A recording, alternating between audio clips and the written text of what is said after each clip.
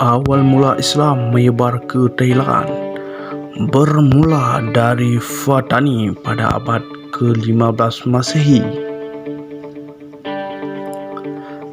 Kehadiran Islam di Patani dimulai dari kedatangan mubalik dari Pasai, Aceh, Syekh Said yang berhasil menyembuhkan Raja Patani bernama Payatunapa yang sedang sakit parah.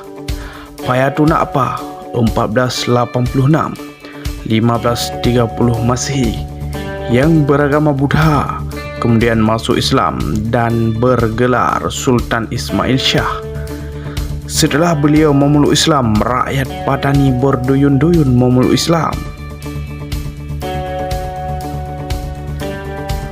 Kesultanan Patani mengalami kemajuan pesat setelah menjalin hubungan dagang dengan Malaka dan menjadi pusat perdagangan dan bandar laut, terutama bagi pedagang dari Cina dan India. Kejayaan Patani berakhir setelah dikalahkan kerajaan Siam dari Bangkok. Peninggalan Patani merupakan batu nisan kuno disebut Batu Aceh sebagai simbol hubungan dekat dengan Samudra Pasai Aceh.